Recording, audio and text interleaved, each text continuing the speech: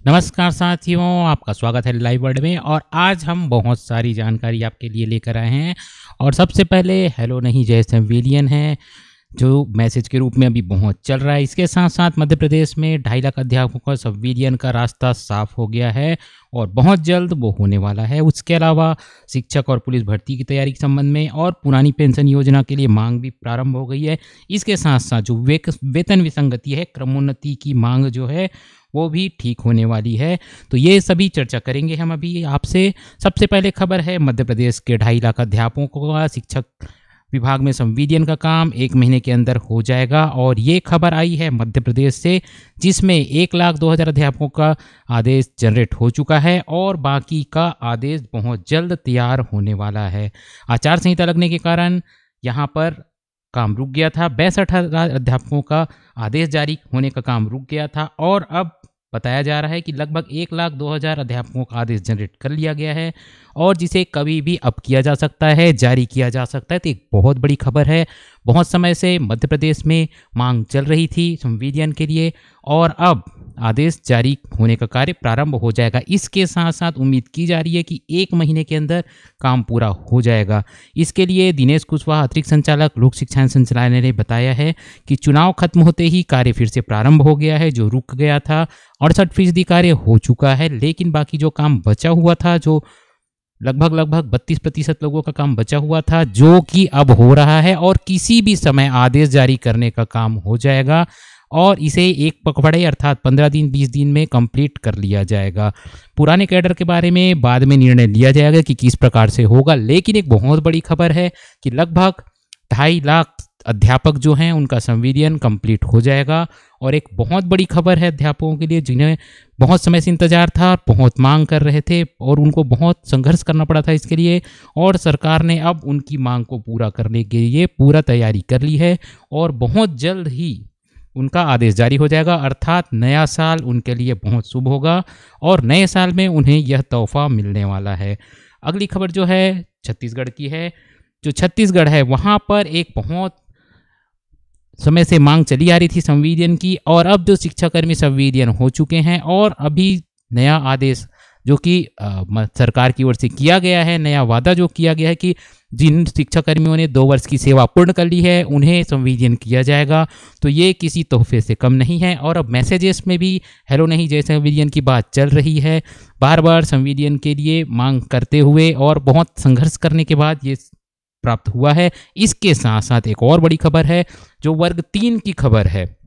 क्रमोन्नति और वेतन के निर्धारण के संबंध में दिक्कत थी, उसके संबंध में श्री सी सिंहदेव जी ने कहा है कि बहुत जल्द ये सभी मांग जो है वो पूरी हो जाएगी और न सिर्फ वेतनमान का जो परेशानी है वो दूर होगा, बल्कि जो वेतन विसंगति है वर्ग 3 की वो भी दूर की जाएगी। श्री टी एस सिंहदेव जी ने कहा है कि जो अंतर है वर्ग 1 और 2 के बीच का, उसी प्रकार से 2 और 3 के बीच का भी अंतर होना चाहिए।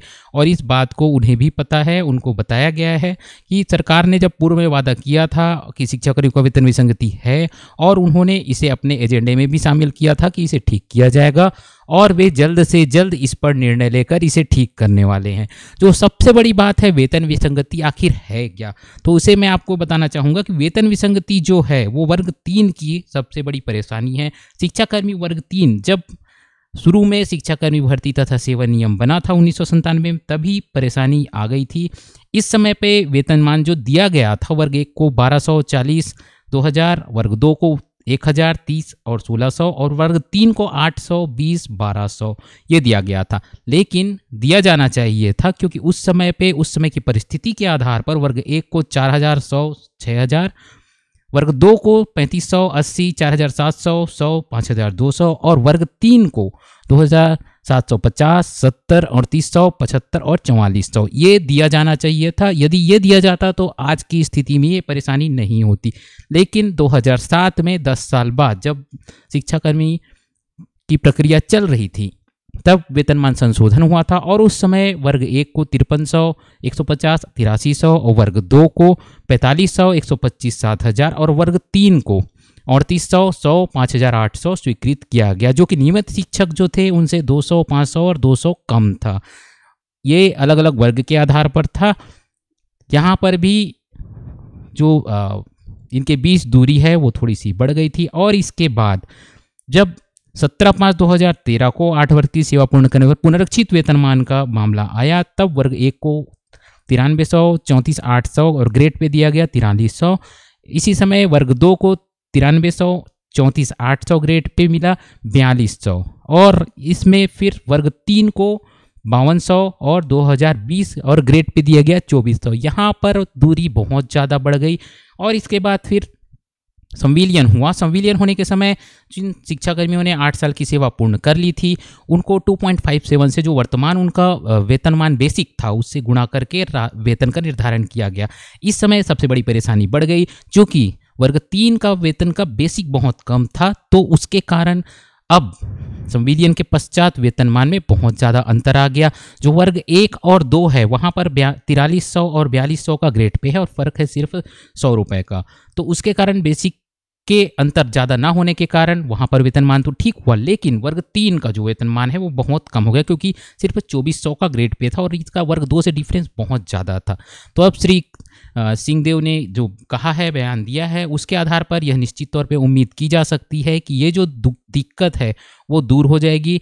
और प्रतिनिधिमंडल बहुत समय तक पंचायत एवं ग्रामीण विकास मंत्री श्री टी सिंहदेव से मिले हैं और उन्होंने यह आश्वासन दिया है कि ये वेतन विसंगति दूर हो जाएगी। और उम्मीद की जानी चाहिए कि आने वाले 1-2 माह में जब संविलियन की प्रक्रिया प्रारंभ होगी नए सिरे से, तो ये वेतन विसंगति दूर की जाएगी। इसके साथ साथ जो वेतन विसंगति इससे पूर्ण हो जाएगी, क्योंकि ये जन घोषणा पत्र में भी शामिल किया गया है। 8 वर्ष का बंधन भी इसमें हटाया गया है। इसके साथ साथ वर्ग 3 के शिक्षक जो हैं उनको क्रमोन्नति और पदोन्नति का भी रास्ता खुलेगा, क्योंकि 8 वर्ष की जो सीमा है वो हटाई जाएगी। और अब जो पद आएंगे उसको सिर्फ संविदा या विद्यामितान इत्यादि के द्वारा नहीं किया जाएगा, बल्कि रेगुलर भर्ती की जाएगी। इस प्रकार की बात कही गई है और इस प्रकार की बात होती है वर्ग 3 के लिए प्रमोशन का रास्ता खुल जाएगा और जो वेतन विसंगति है वो भी दूर हो जाएगी। तो उनके लिए नया वर्ष बहुत ही शुभ होगा। इसके साथ साथ पुरानी पेंशन के लिए मांग प्रारंभ हो गई है और जो कर्मचारी है वो 1 जनवरी 2019 को काली पट्टी लगाकर काला दिवस मनाने वाले हैं। इसके लिए national movement for old pension scheme के राष्ट्रीय अध्यक्ष विजय बंधु के आह्वान पर पुरानी पेंशन का मांग को लेकर 1 जनवरी को 2019 को काली पट्टी लगाकर काला दिवस मनाया जाएगा। और इसके साथ साथ जो एनपीएस है उसमें भी परेशानी होती है। मुख्य परेशानी एनपीएस की ये होती है कि जो वेतनमान है उसका कोई हिस्सा काट कर उसमें लगाया जाता है, जिसमें टैक्स भी लगता है और प्रतिमाह पेंशन भी कटता है। जो आपका प्रतिमाह पेंशन दे नहीं होता उसमें पेंशन कटता है, साथ ही जो रकम जमा होती है सरकार की ओर से कंट्रीब्यूशन उसमें किया जाता है, लेकिन ये इतना अधिक नहीं होता कि आंशिक राशि ही मिलता है पेंशन के रूप में, जिसके कारण कर्मचारियों को सेवानिवृत्त होने पर बहुत परेशानी होती है। तो इसी को देखते हुए पूरे प्रदेश में 1 जनवरी को काला दिवस मनाया जाएगा और मांग को तेज किया जा रहा है कि जल्दी से जल्दी पुरानी पेंशन की मांग को पूरा कर दिया जाए। इसके साथ साथ एक शिक्षकों और पुलिस कर्मियों से भर्ती खबर आई है उत्तर प्रदेश से। उत्तर प्रदेश में शिक्षक और पुलिस कर्मियों की भर्ती परीक्षा की तैयारियां तेज हो गई हैं। लगभग 6900 शिक्षकों की भर्ती होगी और पुलिस के पद के लिए लगभग 49,568 पदों के लिए भर्ती होने वाली है 27 और 28 जनवरी को, और शिक्षकों की भर्ती होने वाली है 6 जनवरी को। तो ये भर्ती होने वाली है लगभग 69,000 पदों पर, जिसमें बहुत तैयारियां प्रारंभ हो गई है। प्रवेश पत्र के लिए डाउनलोड होना प्रारंभ हो जाएगा। अब प्रवेश पत्र थोड़े विलंब से मिलने प्रारंभ हुए थे, लेकिन अब उम्मीद की जा रही है कि ये कल से ये आवेदन मिलने प्रारंभ हो जाएंगे। 6 दिन तक आवेदन डाउनलोड किया जा सकेगा और संडे को, रविवार को इसका पेपर होगा। इसके साथ साथ लगभग करीब 980 परीक्षा केंद्र बने हैं और ये केंद्र मंडल मुख्यालय वाले 18 जिलों में ही बने हैं। इस प्रकार से इसके साथ साथ पुलिस भर्ती के लिए जो 27-28 जनवरी को होने वाली है, प्रस्तावित है, ये प्रस्तावित तिथि के अनुसार वेबसाइट पर सूचना आएगी और उसके साथ साथ जो आवेदन का एडमिट कार्ड है वो भी डाउनलोड किया जा सकेगा।